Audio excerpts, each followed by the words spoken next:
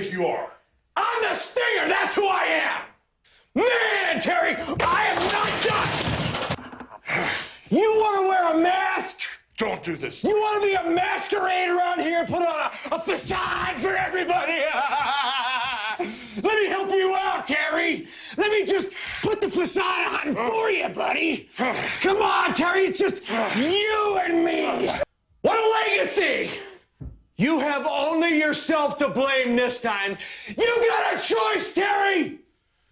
Make the choice! Make the choice! Boo! Woo! Doesn't anyone notice this? I feel like I'm taking crazy pills!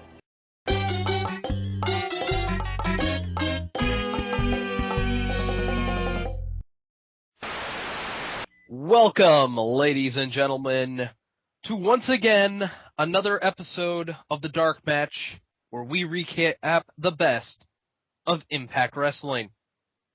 I'm Ironbite Dash. With me is DarkMatch's Mastodon of Monotone, Christopher says. I'm the Revolver Man. And I am your foxy friend Backlash, and I would like to inform you that I had a part of my body cut out just to avoid watching Slammiversary. Congratulations. That's dedication to avoiding. Really? Oh. And now it's time for everyone's most favoriteest, quickly becoming segment, What is Ultimate Warrior Tweeting? This ought to be fun. Man isn't wise by number of years lived. Growing old is mandatory. Growing up is optional. Wisdom is my choice and guts to make it. Warriors do. Oh my god. Am I the only one who thinks that Warriors Piss Twitter is limited to 120 characters? I think Oh he God, is. yes. Oh, I think he is. Oh. No, it really saves me a lot of headaches. It just amuses me more when it's truncated, because he tries to sound even more deep, and it just ends up sounding either homoerotic or something else. Oh wow, Warrior. Oh, I could do a whole dissertation on the insanity now that he's discovered Twitter. Well, we'd all love to discuss the insanity of the Ultimate Warrior, but we're here to discuss the insanity that is Impact Wrestling. No. I said this is the best of Impact Wrestling. There is no... Oh, wait, I'm sorry. That's an oxymoron. Best of Impact Wrestling? Then bye, folks. This has been the Dark Match. This is the whole of Impact Wrestling, unfortunately. Well, yeah. Oh, I avoided Slammiversary by virtue of the fact that I had better things to do. Unfortunately, I couldn't have major surgery, but I think I did the next best thing. Not watch it. Not watch it, yeah, exactly. But you know what? I think TNA has set the bar way too low for themselves in terms of worst matches that they could come up with. What with, Victory Road being the craptastic piece of junk that it could be. I thought the bar broke after Victory Road. Yeah, I think they set it so low that someone just stepped on it and it snapped in half. Well, but that's when we had to establish the TNA curve, remember, guys? Oh, yeah. So, but be that as it may, this is the first show after Victory Road where we have a new champion. They actually, when they open Impact, they have to do, what happened on Sunday, in case you didn't see it, like, like everyone. Like 90% of Impact's audience. And the amazing thing was,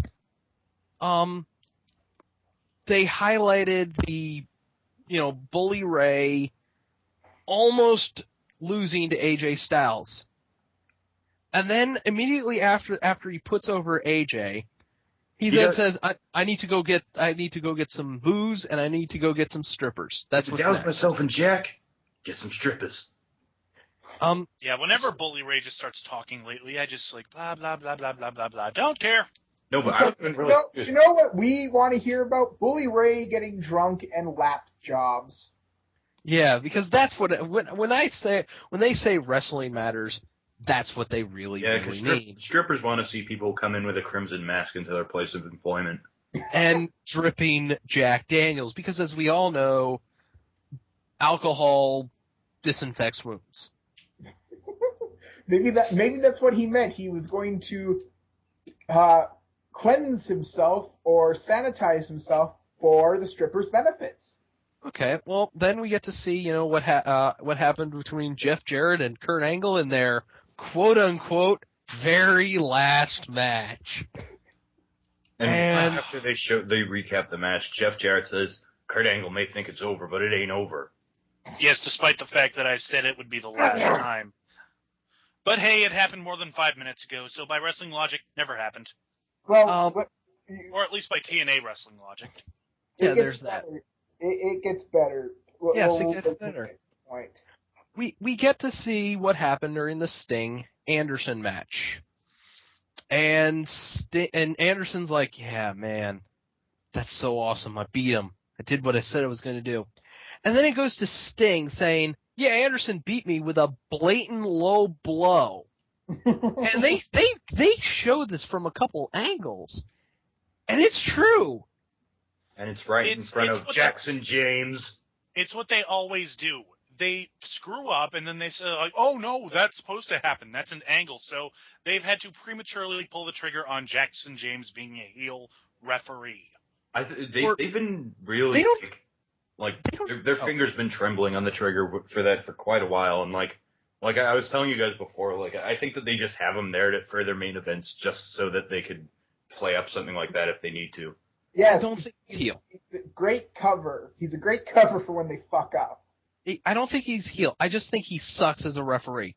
And if you can suck as a wrestling referee, you don't deserve to ever be near anything sports related ever again. Basically like David Flair.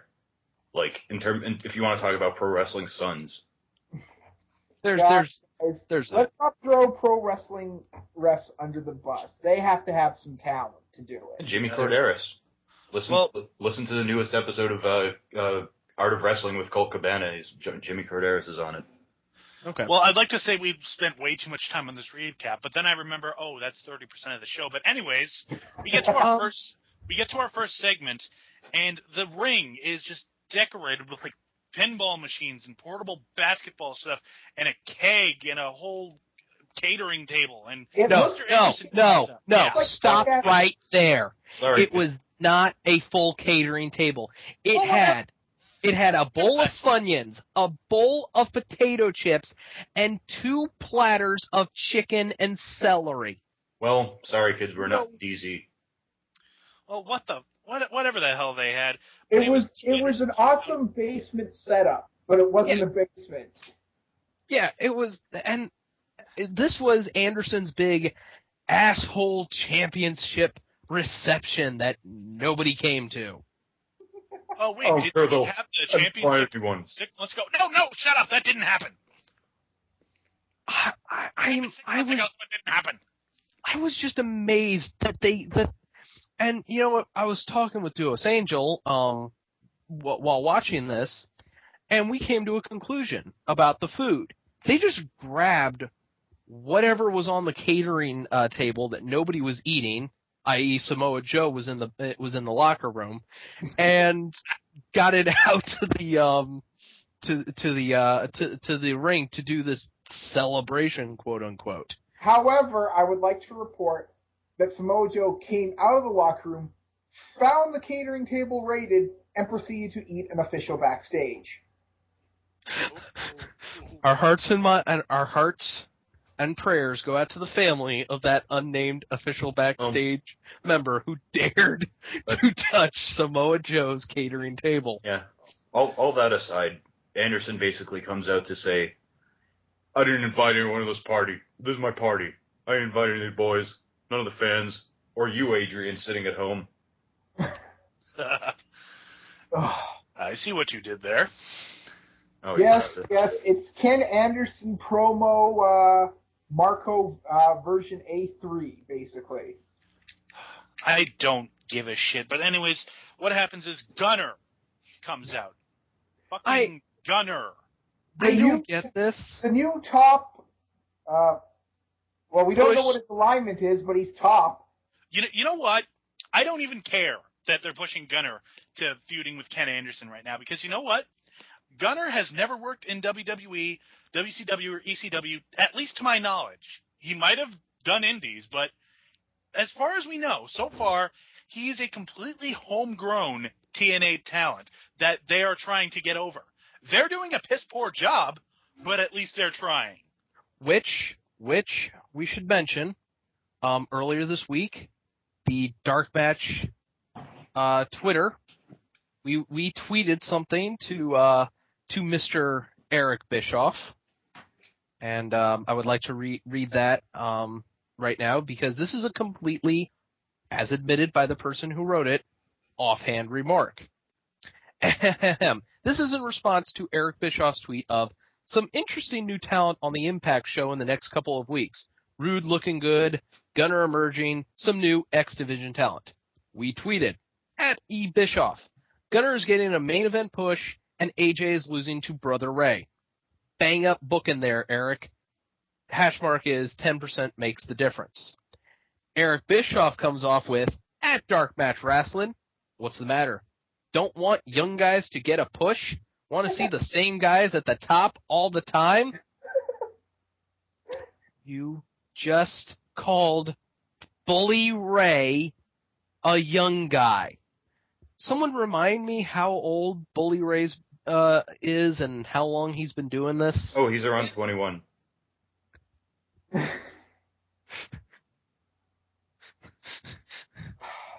Please eat a dick.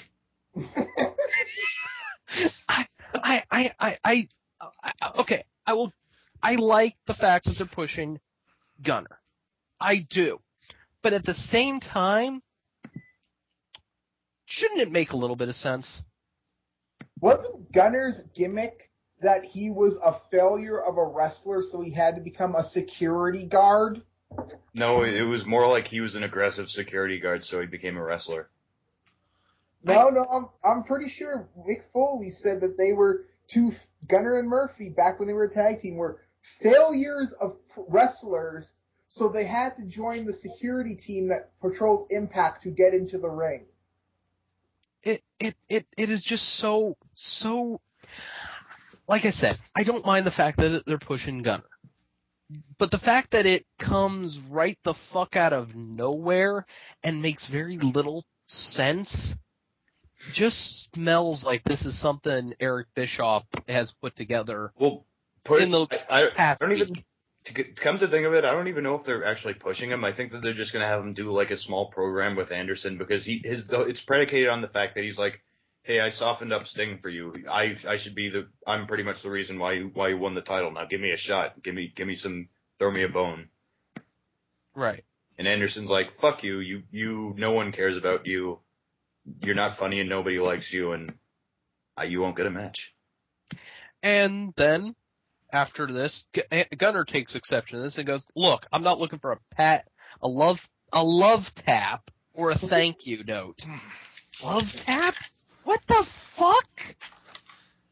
I don't know. I don't care. You gotta love that Russo script writing. and Anderson says, hold on, I need a beer. So he goes and gets himself a beer. There's a keg, but apparently he needed to take it from the pitcher. Can I take this part? Oh, please do. Please do, because I'm trying to figure. Ken Anderson pours himself a beer. He takes a sip of the beer. He goes to offer it to Gunner, then takes it back, takes another sip, and then splashes the beer in Gunner's face. Now, Gunner goes down, grabbing his nose. When he comes back up, he has a huge goddamn gash down the side of his face. I said it before and I'll say it again, that beer was made of Bowie knives. He bladed from a beer shot. He bladed from beer being thrown in his face. Not the pitcher. Why?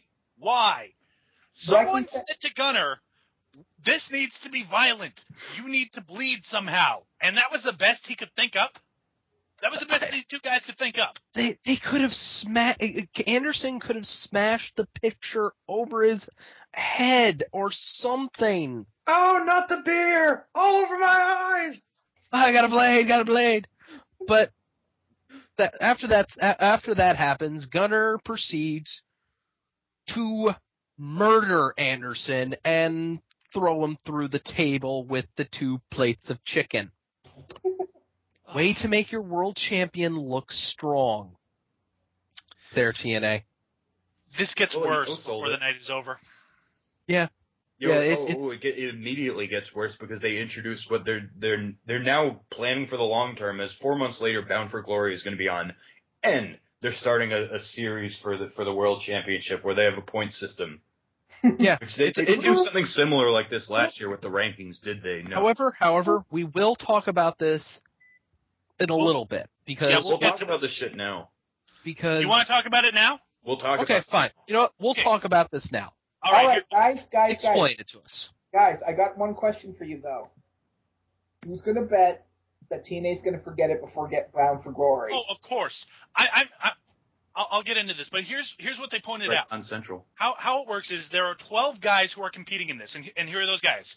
AJ Styles, Rob Van Dam, Bully Ray, Gunner, James Storm, Matt Morgan, Crimson, The Pope, Robert Roode, Scott Steiner, Devon, and Samoa Joe. Those are the 12 guys. Basically, their matches from now until No Surrender are being tallied. If you win by submission, you get 10 points. A pinfall victory, 7 points. Countout victory, 5 points. DQ victory, 3 points. A draw is 2 points. And getting yourself disqualified, negative 10 points. Now, how it works is, anytime they have a match, any kind of match, singles match, tag match, cage match, handicap match, what the fuck ever match, you get points based on how you did. And this counts for Impact matches, Explosion matches, house show matches, and pay-per-view matches. And because house show matches count, they are just going to pull shit out of their ass. Precisely. And I can already tell you, folks, that they are pulling shit out of their ass. Because they had a house show in London, Ontario, Canada. Hold on, let me pull up the results real quick. 12%. And at least you did say the Pope was a part of this, correct? He is. Matt Morgan defeated the Pope. No, did they? When you have the results, do they actually list it as a Bound for Glory match? They do not. However, well, this was every match counts. Every match counts. Well, not necessarily, because they had some of the participants wrestle other matches, and yet, like Hernandez versus Devon, for instance, and they didn't announce it as a Bound for Glory series match. So, well, I think the way this is happening. Their own rules in the same show they announced the rules. Well, hold on. It's not that at all. They just what it is. Well, hold on. I'm thinking that basically the lapse in logic is that they could have any house show match and then after the fact announce it as a Bound for Glory series match. Right. And they can differentiate on TV, but it won't be so. It'll be a little bit more blurry when not on TV. Right. But here's the thing. I think it only counts if the 12 men are facing one another. If they're facing one another in a match, which means the Matt Morgan beating the Pope should count. I'm not sure if it does because it doesn't say. But you know what? We can get into more of this later on because we get Supermax Hernandez with Mexican America versus Devon. They're bringing an explosion storyline to the main show, everybody. And they act like everybody watches Explosion. I don't get Explosion. Because Explosion it's isn't shown in the U.S. It's internet. Internet. Even if it's online, nobody watches it because nobody watches Impact. Oh man, that episode of Impact was great. I'm going to watch Explosion. All right, could we get into the first non-match because I'm if we must. very very interested about talking about this. It's Hernandez versus Devon. Well, go ahead. They're bringing up all the way from Explosion, and speaking of which, and basically like you could sum the match up like this: Hernandez has the advantage. Devon, like the Pope, comes in the midst of it and says hi to Devon's sons and his wife. Devon gets suspected by this. Hernandez rolls him up for a 2, and because they got a 2 count, everyone rushes in for a DQ. Apparently, Mexican America were pissed off that they got a 2 count. Yeah, so we got to put the boots to it. I don't understand it. And then Devon's family, it's like, go in there, help him. He's like, hold on a second, I got to finish my candy bar. The kid's like, no. It throws it to the ground and then says, okay, fine, hold my jacket, hold my chain, hold my watch, here I go. And he gets in and he cleans house. But all that's left is the girls. And as we all know, in this day and age, man on woman violence is a big no-no. But as we'll see later, woman on man violence is okay. But Sarita goes to tackle the Pope, and he just moves out of the way, and she just murders Rosita. And that was a comedy segment if they hadn't have taken it seriously. And Devon gets up. That was actually the only part of Impact I actually enjoyed. When the Pope sidestep. And then Devon gets in the Pope's face like, what the fuck are you doing, man? I don't need your help. How dare you rescue me? How dare you save me from a beatdown? And he leaves the ring like, I'm so mad. And the Pope just walks out and he says, yeah, thanks, man. Thanks, Devon's kids, for telling me what to do. And then he smiles at Devon's wife. I think what they're doing is they're setting up an angle because Devon's kids somehow got over in that feud he had with Bully Ray that the Pope is a bad influence on his kids. Yeah, I think that's what they're going saving people from beatdowns. What an asshole! I know. And speaking of assholes, here's Anderson and Eric Bischoff. I'm not sure who's the bigger one. Oh no, this is some more mind-boggling shit because Anderson's like, he's like, you better keep your gunner on a tight leash, and Bischoff is like, well, I had a chance. You had a chance to have my services by joining Immortal, but you fucking screwed me. So I'm gonna give you that match with Gunner. So now is Bischoff like this? Essentially, he's a face now. I don't know, and I don't care. As far as I'm concerned, this whole feud they're doing between Gunner and Anderson, it's heel on heel. We have nobody to cheer for, so there's no reason to care. And by the way, I just noticed this watching the segment. Eric Bischoff looks like shit. Well, he really does. I think Eric Bischoff is just all the stress of actually trying to salvage this company, which, by the way, there's no fucking way he can, is just getting to the old silver-haired fox. And I just don't think he's got I don't think he's got that same magic. You know? Well, it's debatable whether he had the magic to begin with, but we're moving on, because now we get to see Kurt Angle carting around his kids. Which will not have any consequence later. So didn't he lose custody of his That's children? what I thought. I was about to ask, did that match have custody rights included in it somewhere? I thought it did. Well, again, it happened more than 5 minutes ago, so we can just forget about it. Moving on. So, Kurt Angle comes out to cut a nice. Oh my God, this is going to be fun. And he says, I'm the new number one contender because, I want to be the best of the world. And you know what? After 8 crazy months, my God, this feud has been lasting 8 frickin' months. Second only to the concussion angle of Eric Young in length in TNA.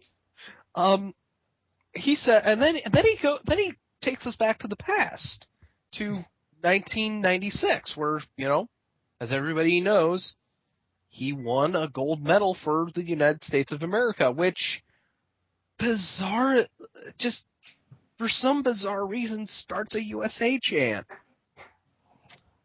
With a broken frickin' neck. And then he fast forwards to to now, 2011. When I heard him say that, I said, no, fast forward to WrestleMania 19 when you got beaten by Brock Lesnar for the WWE Championship after Brock Lesnar nearly killed himself. That was a better match. Kurt was a much better match. I don't. You know what? If Kurt Angle wants to try out for the Olympics, just let him. He's not going to make it. You spoiled it. Yes, I haven't even gotten to that. Oh, God, I wasn't paying attention. No, we knew about this. Like, I feel it on the Slammiversary. Yeah, it's not news that he's been wanting to try out for the 2012 Olympics. He's not going to make it. Once again, someone needs to inform you of this.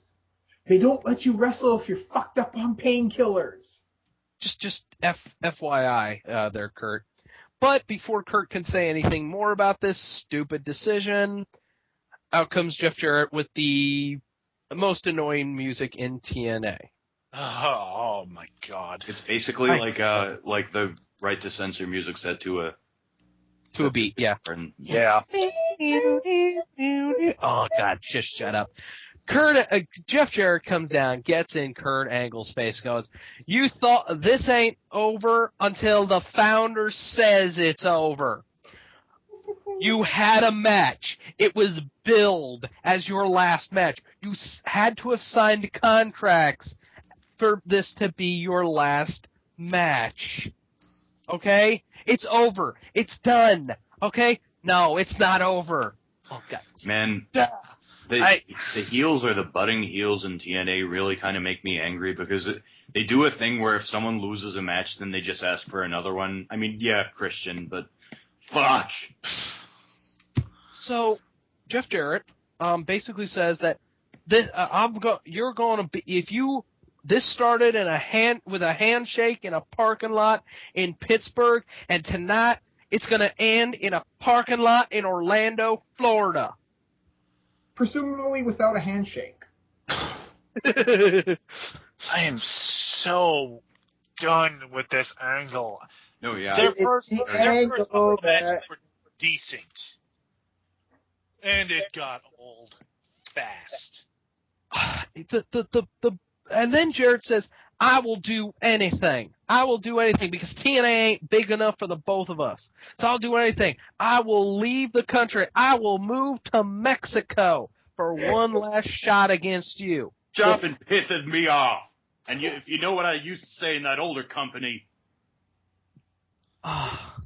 Here's the thing that kills me. Kurt Angle then starts talking about Jeff Jarrett's ancestors. What? Jarrett. That's the only one I could think of. Jarrett's ancestors were a bunch of inbred hicks. Why are you bringing Venom up? Oh, Jerry. Apparently, they must down to his son's level. They must have been the champions of the Appalachian Wrestling Federation in like 1778 or something. His father, Jerry Jarrett, started up TNA, and then I think he kind of passed the reins to his son. He started TNA because Jeff Jarrett wanted to be a star somewhere. Yeah, pretty much. That's essentially the reason. The amazing thing is that Duos and I came to the conclusion that Kurt Angle must think he's in Japan or something to bring up ancestors. That's exactly what he said. He said, "What would your ancestors think?" Bitch, his ancestors could barely speak English. The fact that Jeff Jarrett can cut a semi-respectable, we'll ballpark it, in decent land promo is a testament to his mother's side of the family. Ancestors, Jesus Christ. But he does bring up a point. He can't trust Jeff Jarrett's word. Nobody can. No shit. I was kind of regretting it. I wish Jeff Jarrett had challenged Kurt Angle to a match in front of a bunch of people playing postmodern music, but that didn't work out. He challenged him to a parking lot brawl, which is starting to reek of WCW. Just a bit, and that's we'll get into that. That's actually all I could think about when they did. I mean, WWF has done it once or twice. And you know what? The parking lot matches that the WWE have put on were actually pretty damn good. We'll get on to what this is, because Angle basically says, go get me a legal document. Go get me a legal binding contract, and then I'll see your little pussy ass in the parking lot. What the fuck? Oh, and then once we come back from commercial, because, wrestling matters, we get the rundown of the Bound for Glory series, which will start with RVD versus Samoa Joe. And add to this fact, we have already covered it. But in case you missed it. No, we're not covering this. We don't need to go over it again. Let's move on to something positive. Eric Young, who is That's what I was about to say. Morgan. Eric Young is backstage with Matt Morgan, offering him a shot at the TV title. And Morgan says, I'm flattered, but I got to think about the Bound for Glory series. He's like, I'm flattered, but I want to wrestle matches that actually matter to me and everyone. Do you guys know why Eric Young challenged Matt Morgan to a match? Because he was on the American Gladiators. Yes, as Beast. Because apparently there's a manual that came with the television title that states that you can only defend the title against television stars. Despite the fact that the title has changed hands on pay-per-view. Morgan's basically, and the reason why I like this promo the most was because it was the battle of the raspy voices, big and little. Yeah, actually, after this promo, am I the only one who kind of wants to see these two guys tag team? It would be awesome. But Morgan basically outlines what we just saw. I don't know why. And he says, wait, there's a producer here who used to be on TV back in the day. Let me go find him, and you know what? You can face him. And Eric Young goes, okay, yeah, that'd be awesome. Awesome. No, actually, yeah. First we have to point out that he actually made me shiver at first because he says, Vince Russo was on Happy Days? Was he really? No, he's talking about Jason Harvey, but... No, I was talking, was Vince Russo really on Harvey Days? Happy Days? No. It's Eric Young being funny, goddammit. Okay. It would not be Happy Days if Vince Russo was on that show. Hey, guys, we get a commercial, and when we come back, we get some good wrestling. Holy shit. With the return of a few people, honestly. Yes, Kid Cash versus Jimmy Rave versus Austin Aries. Yes, Austin Aries with his very particular facial hair. I don't know why that scares the fuck out of me. I've never been phobic of facial hair, but this guy. In case you guys were not aware of, and this should be, interesting, but a couple of years ago, these three guys were major players in the X division. This was back when TNA was good. Kid Cash left and was picked up by the WWE. Was all set to get a big, huge push. And then they asked him to cut his hair. He said, fuck you, and left. Comes out tonight with short hair. Oh, funny thing, he definitely had that during the ECW reunion, so he basically said, fuck you, left, and then cut it. Wait, hold it. We might have to correct this. One of our producers is saying that's not the story. Yeah, sorry to interrupt, but that's not the story. He actually was in the WWE with short hair for a while. He tag teamed with Jamie Noble. They were like a weird pit bulls tag team kind of thing. They were mainly on Velocity, but yeah, he cut his hair before that. Oh, those were the pit bulls? Oh, yeah, really? in WWE they were the pit bulls. Thank you, Leaf. That was just the story I am a bastion of useless wrestling knowledge. You can continue. Okay. Well, while we can't bitch about Kid Cash's hair, can we bitch about the stupid fucking tattoos he had? I was just amazed at the full sleeves that Kid Cash decided to spout. Undertaker-esque. They really were. It was just looking at them, it's like, dude, no. Just he has two full sleeves on going from his both shoulders. I think they meet at the middle of his back, going almost all the way down. Jimmy Rave, I've come to the conclusion he's very exciting to watch, but is a retard. And in case you guys didn't know, Christy Hemme decided to play, if you guys remember, she managed Jimmy Rave in the Rock and Rave Connection. Infection. And infection and no, Christy, don't remind us of that. One of the one gimmicks that makes me want to wash my hands. Yeah, seriously. They pretty much said, his move is called gonorrhea. It's basically rock stars who will sleep with groupies and give them STD. Yeah. No, just no. And out comes Austin Aries. And the video before each of these guys show up, and I'm hoping this continues. They showed video packages of what these guys used to do. And, just reminding us, this is what it used to be, guys. Miss it? I sure do. This match is a 3-way, for an X Division, tournament to get a 3-ways. Slot. Yes. It had to be said. Yes, I know.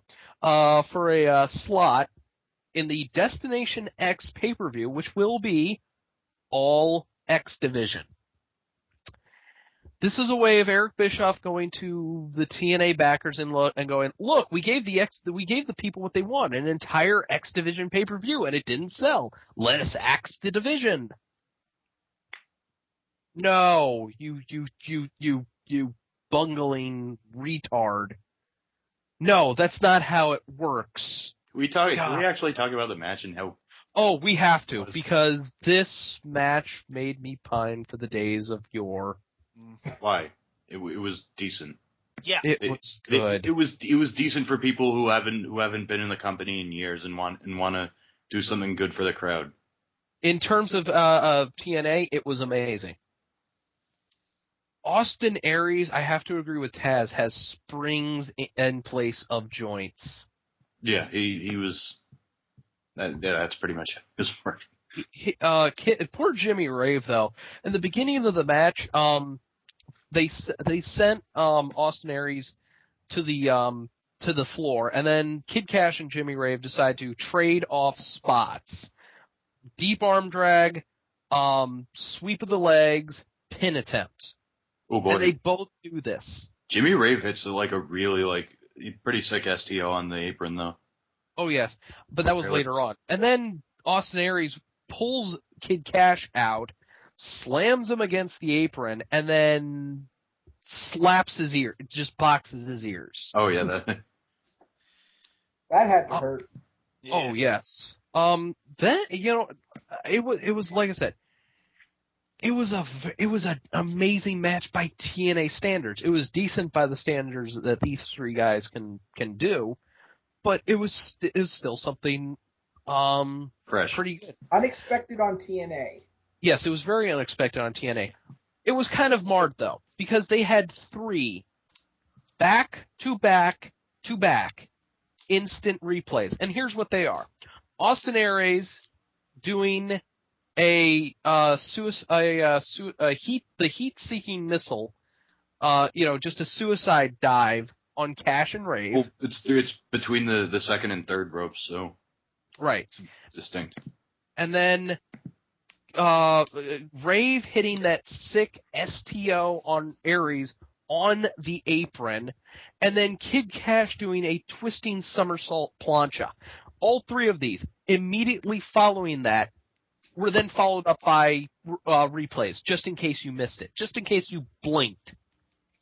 That's I guess their way of saying, oh, look how amazing the X Division is. The match ends with Jimmy Rave hits Cash with the move heard round the world. What does he call that thing? The his finisher. Oh, the move that rocks Buster? the world. No, that was Aries.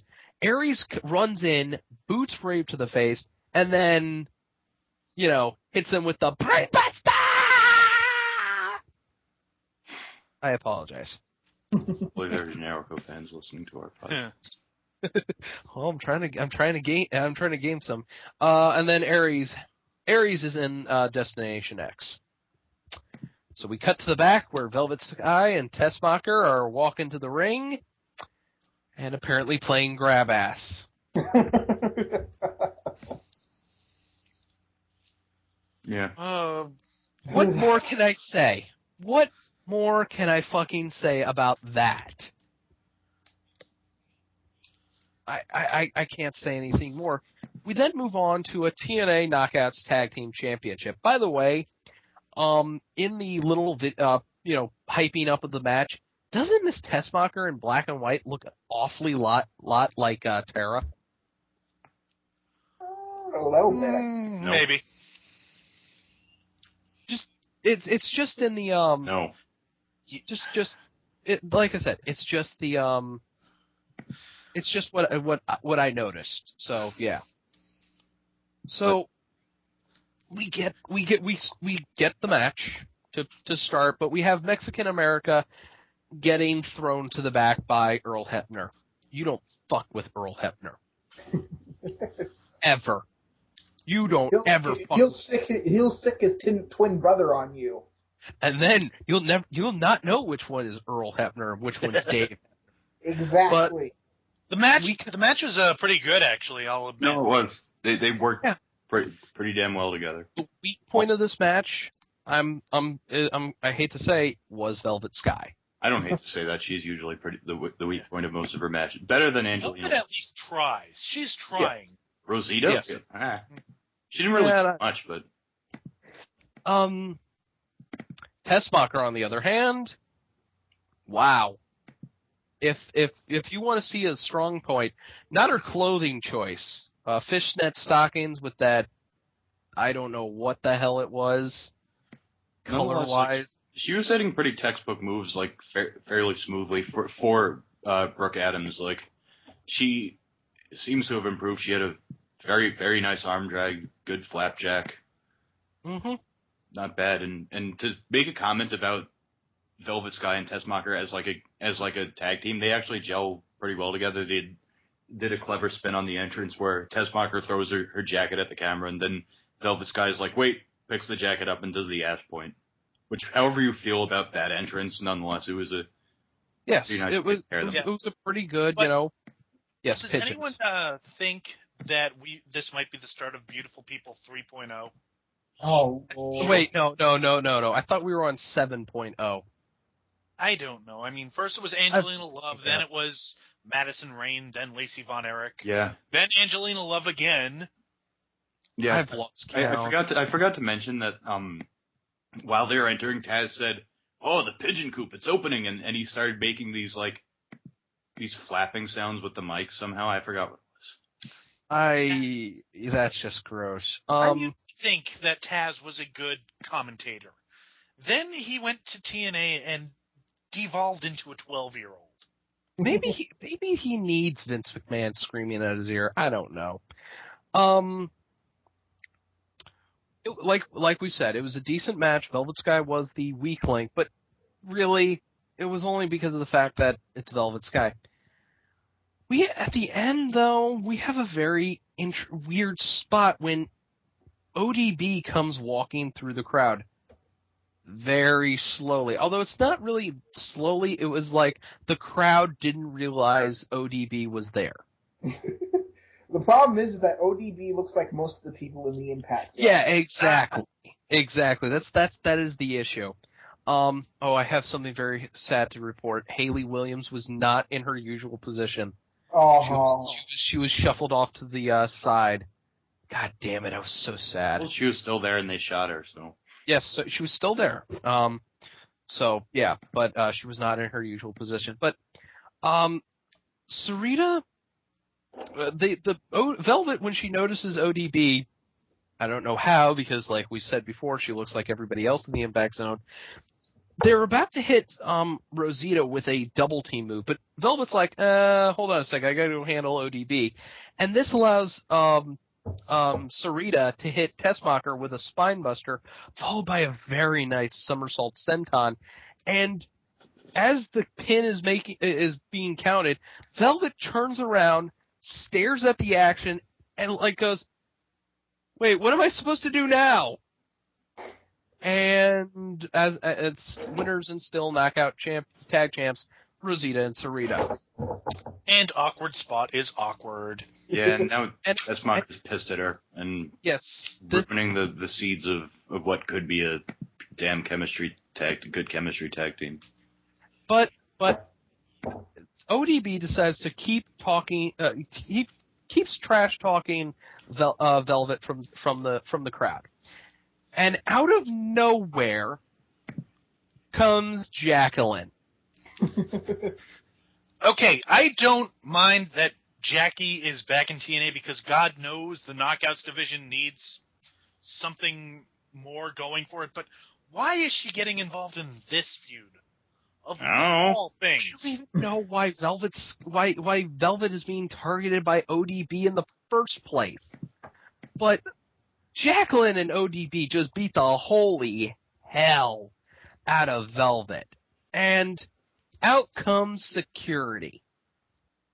And they proceed to get the holy hell beaten out of them. This whole thing, and throughout it, both of them are screaming at Velvet that she's a whore. What? I just don't get it. Finally, they managed to separate all three ladies, but I don't know where this feud is going. But we get to my favorite portion of the night. Oh wow. Oh God. First, we have to get Jeff Jarrett signing the legal documents out of the way, and Hogan going, Mexico, you are too much, brother. Jarrett leaves, and we focus on Hulk Hogan, and then Sting suddenly appears. Sans makeup. Hulk Hogan, come on now! Sting, Hogan is like, I was just about to find you, brother. Listen, your match with Anderson, it's good to go. July 14th. I'm going to honor your contract. And Sting's like, wow.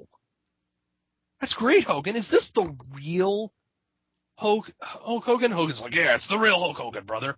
And then they go to their past in WCW. And how Sting wanted to follow in Hogan's footsteps.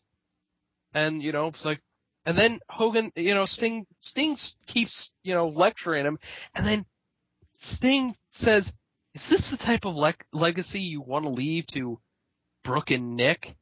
And Hogan just goes, who the hell do you think you are, brother? And Sting goes, I'm the Stinger, that's who I am. I'm the Stinger, and I'm not done yet. You want to masquerade in front of everyone, Hogan? You want to put on a facade? Here's your mask. Here's your masquerade. Sting fucking lost his mind. Yeah, and he grabs his face paint that was in Hogan's office for God knows why, and just starts painting him off camera. Our old friend Mr. Doorframe hiding it. Well, I have my suspicions that face paint was a plant. But and this was just batshit insanity, and I'm watching it and I'm laughing. Yeah, I'm laughing. It's a disturbed big Sting.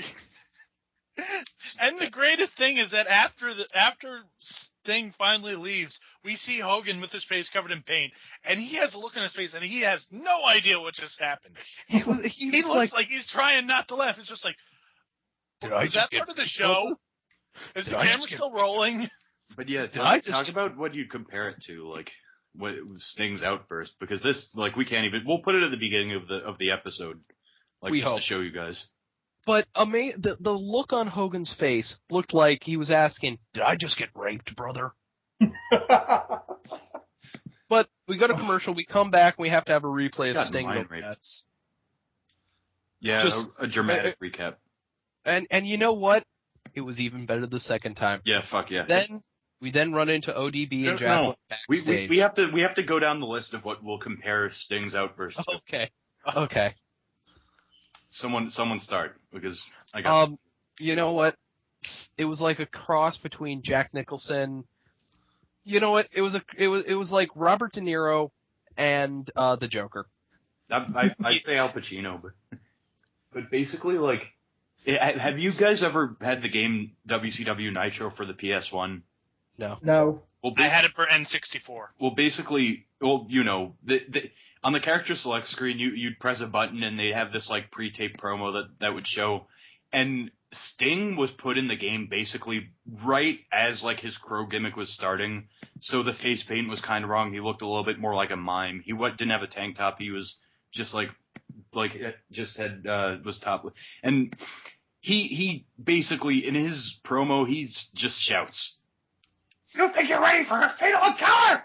And that's basically what it was. Just this really disturbing and funny shouting. It really was. Anybody else got anything to compare it to? I don't have anything to compare it to, but it's the first time in the longest time that I felt sorry for Hulk Hogan. You know, even though Hogan's back is basically a piece of metal right now, he could probably fought Sting off. I'll be back, brother. I guess. So we go to the back, and we have ODB and Jacqueline talking backstage about how they're here to clean up the Knockouts division. And, you know, for some reason, Velvet comes out and attacks ODB. And talk about because this segment didn't go on for an uncomfortably long time already. And she gets pulled off by Jacqueline, and they start beating her. And for some reason, ODB goes into uncomfortable zone. Oh, you mean she just goes on top of her like she always... She gets on top of Velvet, starts choking her, and starts feeling her up. And asking her... No, like, she did that in the last 2 weeks, and there was even more. She started dry humping her, basically. Yes, and she's been raping Angelina. Basically, there were a lot of thrusts involved. But listening to ODB talk be a heel and talk like this, oh God, never thought I'd have to hear a voice akin to Sandman's wife. Come on, Reagan! The amazing thing is, she said, "Oh, you think shaking your ass on the second rope gets you a push, you whore? You whore, let me treat you like a whore, whore!" ODB has been on this kick of just calling Velvet Sky a whore. I don't know why. It's because she secretly wants to screw the crap out of her. Obviously, because just the fact she rips up Velvet Sky's shirt to reveal the pink bra underneath, and it's just uncomfortable. It's not. It's just something I don't want to watch. And Russo, ladies and gentlemen. Basically, Speaking of Russo, let's go to the back with Austin Aries talking to Jason Harvey. He has a promo interrupted. He's like, "Well, it's great that wrestling matters because I'm here now, and Austin, I gotta have my match with the cameraman." Wait, what? Jason, I know you were on. Look, I know you're on the Wonder Days, but come on, we gotta do this. You and me, television title. Let's go. And he super kicks. Harvey. That's pretty fucking. In all honesty, Jason Harvey deserves it. Yeah, he super kicks, covers him. He goes, "Come on, Austin, count it, brother. Come on, put on your ref vest. Count to 3. Put on your ref vest. Come on." And Austin just goes, "Let me go with this. 1, 2, 3. Eric Young successfully defends the television title on television, ladies and gentlemen. You know what the best part is? Afterwards, he's celebrating it, and he says to the camera, "Scott Baio, you're next." You punk. Eric Young versus Scott Baio. Somebody make it happen. I think Eric Young is hunting down all of Bischoff's projects. I've said it before. Eric Young knows exactly what the fuck he is doing in this company. These guys are so safe. He's going to work his way to the heavyweight championship. You know what, guys? Well, he already has it. It's around his waist as part of his armor. But just so you guys know, as I said to Do Us Angel, there are 2 worlds going on right now in TNA land. One is the world of TNA. The other is the world of Eric Young. Guess which world I want to live in? I want to live on planet Eric Young. So we go to commercial and we come back with the first BFG series match, folks. Rob Van Dam versus Samoa Joe. Samoa Joe is actually looking pretty good. He's not as fat. I was amazed. Still, this match, I mean, it was all right, but it was decent. Yeah, but I there were counted as decent. There were a couple of good spots in this match. They were pretty much working off each other's like usual stuff. Like RVD goes for the monkey flip, and Joe won't take that. Yeah, the best part though, RVD goes for the his variation on the Whisper of the Wind, which is just a moonsault. Joe walks away from it with this look on his face, like I ain't taking that shit. Joe just stopped selling in the middle of the match. Like, no, I'm done for a minute. Hang on.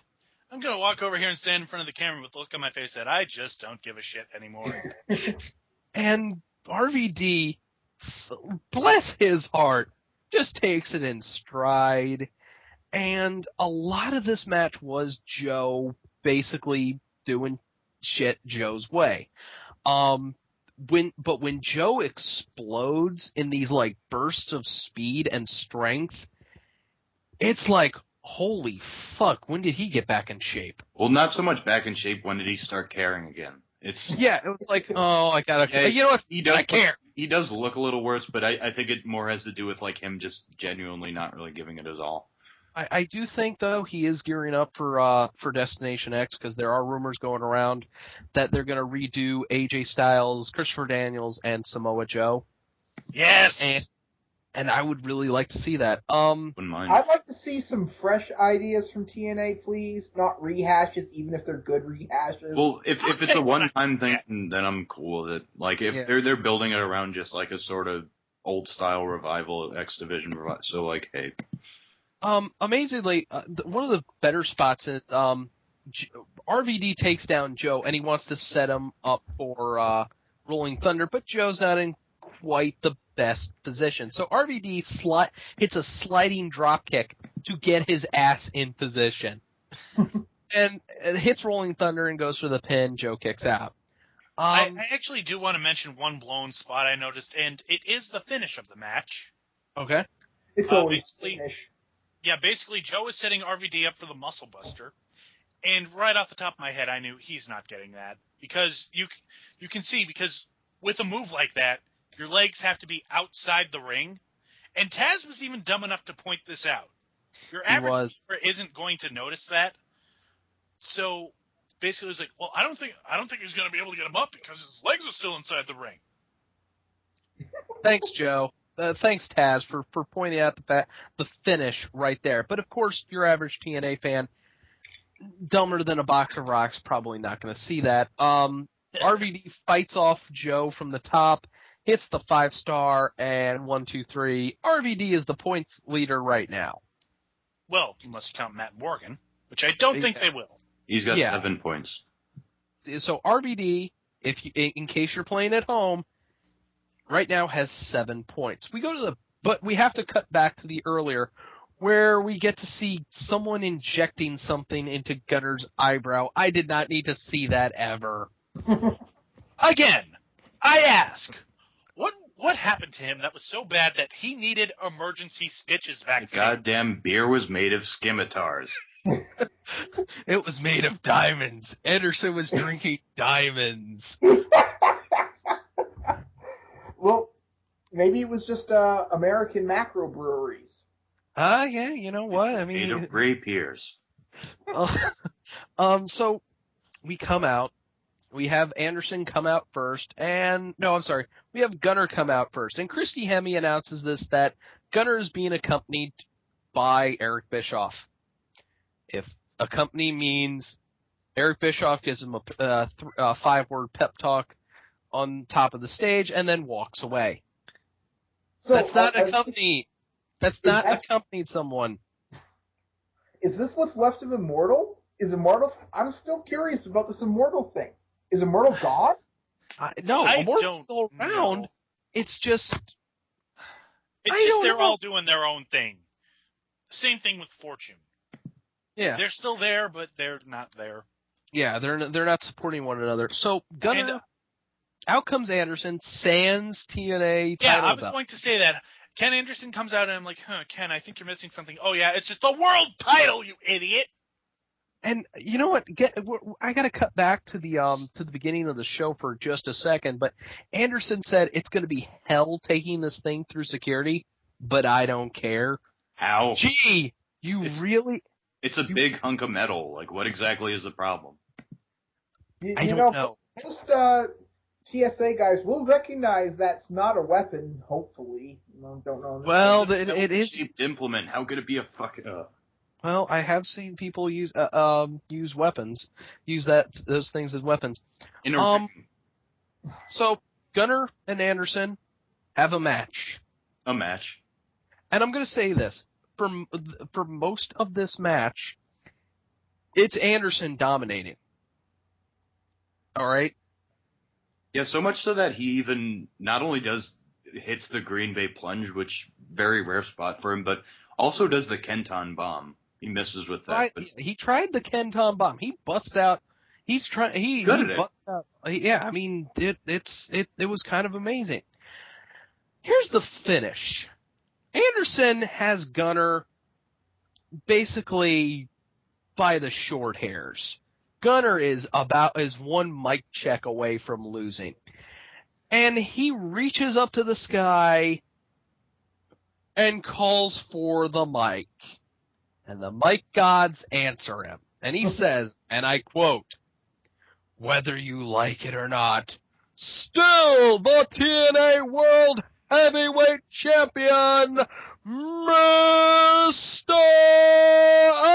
Anderson." It's also worth pointing out that his register is getting lower and lower. Oh, fuck yeah. Anderson. I am just waiting for the day his voice disappears. He gets it. He says the second Anderson in Gunner's face, and Gunner just goes, "Oh, that's my cue." Boom. F5. 1, 2, 3.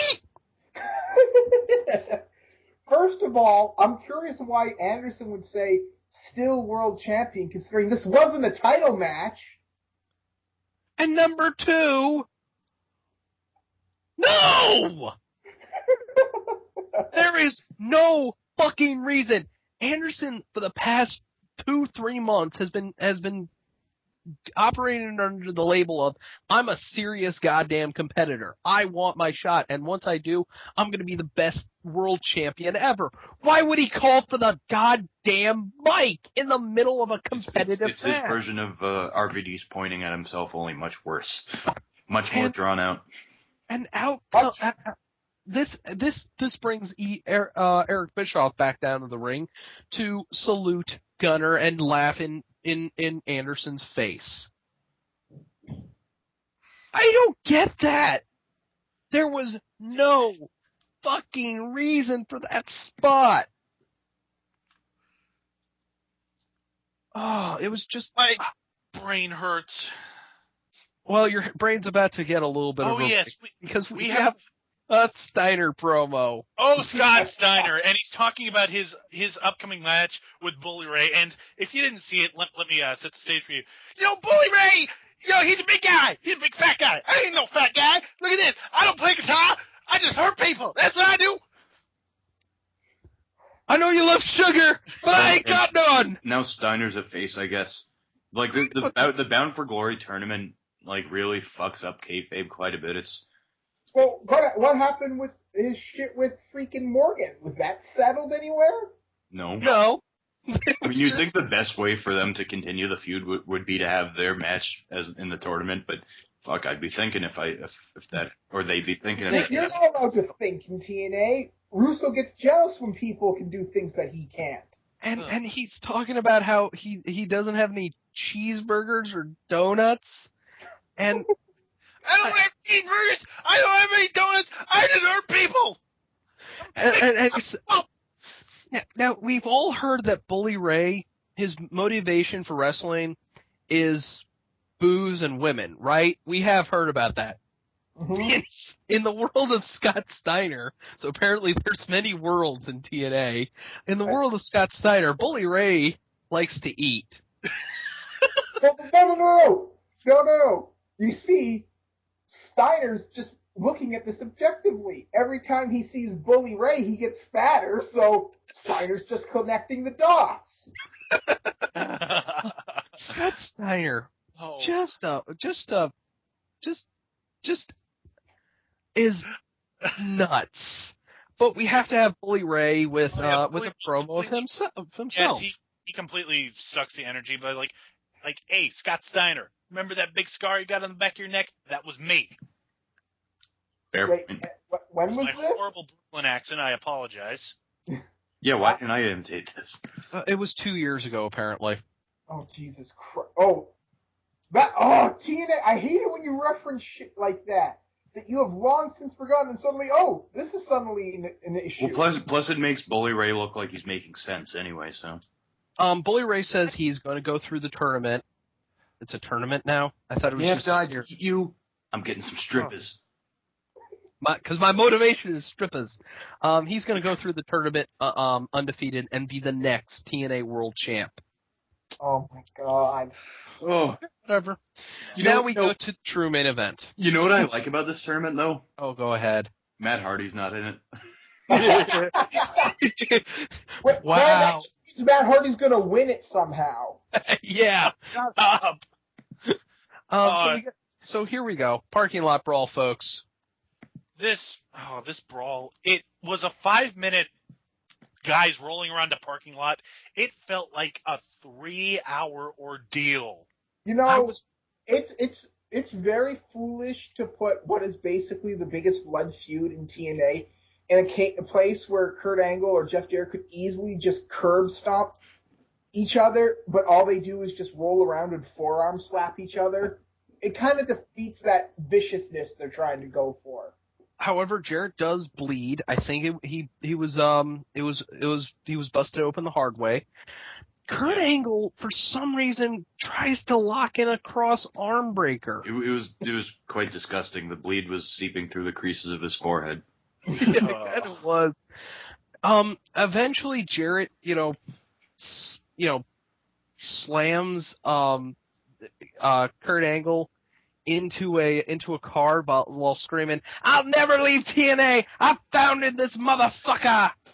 Now get out of my life, Angle!" Yeah. And he said, he crawls over to the piece of paper and goes, "Screw you, Angle, you're gone." And as he's walking away, we hear Bully Ray. Bully Ray never needs a mic, by the way. Going, yeah, boy. That's awesome, Jarrett. Remember the neighborhood. Yeah, the mean neighborhood of Nashville, Tennessee. Kurt Angle gets up and goes, "Oh, it ain't over, Jarrett. Get your ass back over here." Jarrett charges in and gets slammed onto the concrete. And just to prove that this isn't a real brawl, Angle decides to angle slam Jarrett onto a car. And then Angle starts to choke Jarrett out. With his shirt. And screams, "Say adios, Jarrett! Say adios!" And Jarrett finally does. Keep in mind, folks, that there was a bunch of wrestlers surrounding the ring, including Austin Aries, and including Eric Young in ring gear, and with both of his belts. Of course. He's never without him. One more belt and he becomes invincible. This is true. Gotta give TNA pull the trigger. They just gotta make him Ultimo Dragon, that's all. Give him the Black Lagoon belt, and that's when we'll get Mecha Eric Young. Just give him a dozen more belts and it'll be Ultimo Young. Yes. Amazingly, as after Jarrett says this, Ray goes, he didn't say anything. I didn't hear him say anything. Pope goes, "Oh, he said something." And then as an Angle walks away, as what's left of Immortal is checking on Jarrett, and Jarrett rolls over and says, "Adios, TNA." I don't buy it. I don't buy it. Bullshit. Well, not. I don't buy it at all. We could get our hopes up, can't we? No. Jarrett's going to move to the Mexican embassy, which is somehow in Orlando.